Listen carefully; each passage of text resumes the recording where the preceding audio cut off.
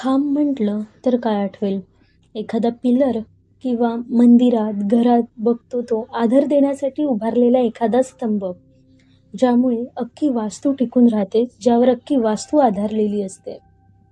पण असाच एक खांब ज्याने वास्तूऐवजी जणू बलिदानाचीच आठवण टिकवून ठेवलेली आहे.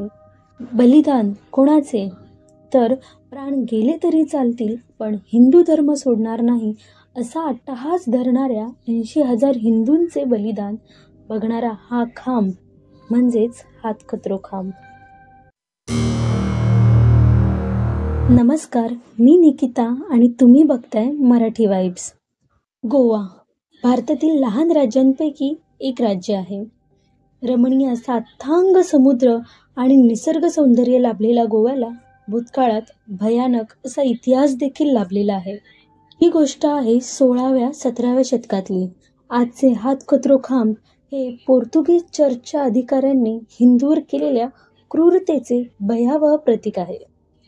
हातकणंगले खांब हे केवळ भूतकाळातील अवशेष नाही, तर गोवा इन्क्विजिशन दरम्यान हिंदूवर झालेल्या क्रूर अत्याचाराचा साक्षीदार आहे. हजारो हिंदूंना या खांबाला बांधण्यात आले होते आणि त्यांचा विश्वास सोडण्यास नकार दिल्याबद्दल त्यांचे हात क्रूरपणे कापण्यात आले होते. संत म्हणून विडंबनात्मक आदरणीय असलेल्या फ्रान्स झेवियरच्या आदेशानुसार हे सगळं क्रूर कृत्य करण्यात आलं होतं. बळी पडलेल्यांमध्ये असंख्य असे कोंकणी ब्राह्मण होते. त्यांपैकी अनेकांना महाराष्ट्र आणि कर्नाटकात पळून जाण्यास भाग पाडण्यात आले. 1560 ते 1812 पर्यंत 250 वर्षांहून अधिक काळ चाललेल्या गोवा इन्क्विजिशनमध्ये ख्रिश्चन धर्माचा इतिहासात अभूतपूर्व हिंसाचार आणि धर्मांतराचे प्रमाण अधिक होते.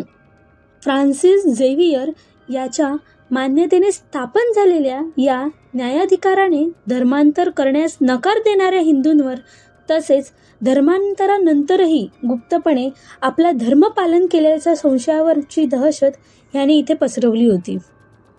हिंदू मंदिरांचा पद्धतशीर विध्वंस हा चौकशीचा एक महत्त्वपूर्ण भाग होता. मंदिरांच्या पवित्र वास्तूवर चर्च उभारण्यात येत असे, जे स्थानिक संस्कृती नष्ट करण्याचेच प्रतीक आहे. हा खांब देखील याचेच प्रतीक आहे. या खांबाची रचना मंदिरातील एखाद्या खांबाशी मिळती-जुळती अशीच आहे. इथे असलेला एक भयानक राजवाडा, ज्यामध्ये छळ कक्ष आणि तुरुंग कोठडी होती, ज्यामध्ये हिंदूंना अमानुष छळ सहन करावा लागत असे, ज्यामध्ये फटके देणे, मारणे, अवयवांचे तुकडे करणे आणि खांबावर जाळणे याचा देखील समावेश होता.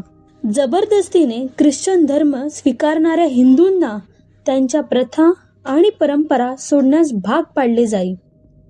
पोर्तुगीज अधिकाऱ्यांच्या प्रगतीला विरोध करणाऱ्या हिंदू महिलांना देखील तुरुंगात टाकण्यात आले, त्यांच्यावर अत्याचार करण्यात आले आणि नंतर पाखंडाच्या खोट्या आरोपाखाली त्यांना मृत्यूदंड देखील देण्यात आला होता. असे अथक अत्याचार असूनही गोव्यातील हिंदूंनी कमालीची लवचिकता दाखवली होती आणि त्यांनी धर्मांतराऐवजी मरण स्वीकारणं पत्करलं होतं. बळजबरीने ख्रिश्चन धर्म स्वीकारण्यासाठी हिंदूंवर अमानुष अत्याचार करणाऱ्या त्या फ्रान्स झेवियर याची बॉडी अजूनही बेसिलिका ऑफ बॉम जीसस या चर्चमध्ये आहे. जर आपण कधी या चर्चला भेट दिलीच तर तिथे नतमस्तक होण्याऐवजी आपल्या हिंदू पूर्वजांनी सोसलेल्या क्रूर छळाची आणि असंख्य वेदनांची आठवण जरूर करावी.